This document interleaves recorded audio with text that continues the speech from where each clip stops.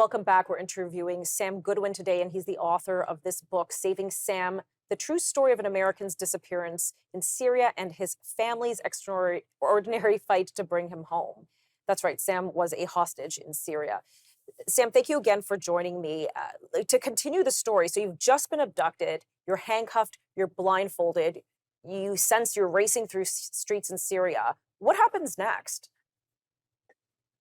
I was actually taken to an airport. I was blindfolded, handcuffed, and thrown into the cargo hold of a plane and flown from where I was to what I learned to be Damascus, the Syrian capital city. And I was taken from the airport there, driven into the center of town, and taken into the basement of a facility that I now know is called Syria's military intelligence prison, number 215, a facility notoriously known for housing political prisoners. And I'll never forget the officer in charge. He spoke a little bit of English, but he escorted me to a cell in the back of the basement. And when he put me in there, he went to the inside of the cell door and he said, "Food, water, toilet, knock. Otherwise, quiet, no talking." And he slammed the door and left.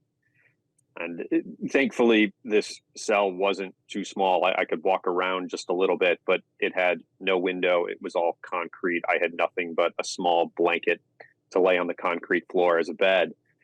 And I remained here in solitary confinement for 27 days. The Wow. only human interaction I had was for a few seconds in the morning and evening when the guards brought bread and boiled potatoes and water. Now, solitary confinement is extreme of itself. I mean, whether with torture or without, it's very considered very inhumane. How did you cope for 27 days?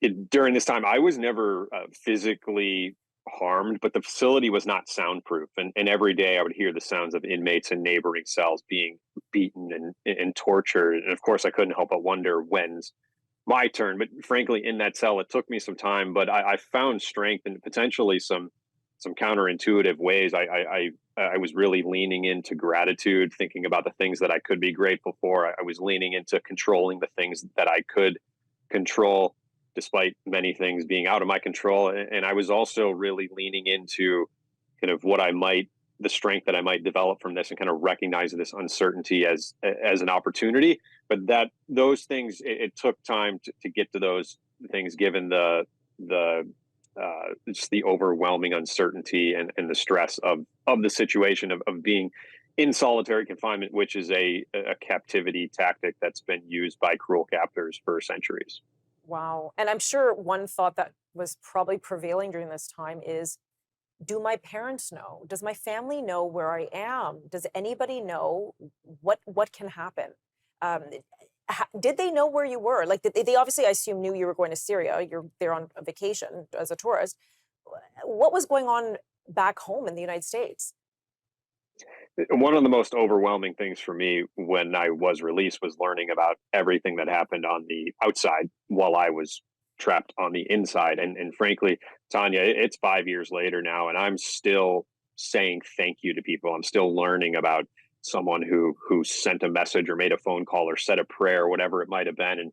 And I'm still learning about everything that happened. But the news of my disappearance was essentially learned through me going dark, and that was how their efforts started.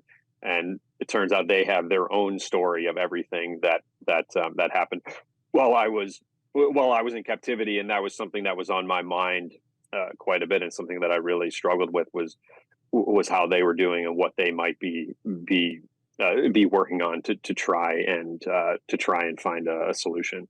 Right. Because at that time, what were the U.S. Syrian relations at that time? There are no diplomatic relations between the U.S. and Syria, and that presented a lot of challenges for my family and others who were working on this case. The fact that the U.S. government was not just going to pick up the phone and call the Syrians, because those ties don't exist, and they haven't for since essentially the beginning of the Arab Spring. So that presented a lot of challenges. Right. And I can imagine, I've never been in your shoes. I've never been in your family's shoes, but the thought of a family member going missing. You don't know where, you don't know specifically when. You're grasping at straws. The normal reaction is, oh, I'll just call the US government. They'll speak to their embassy. Well, this is probably a huge misunderstanding. We'll work something out. But if that avenue doesn't exist, then what do you do? Well, we're going to talk about what happened next and what his family actually did do when we return from this commercial break. Please stick around.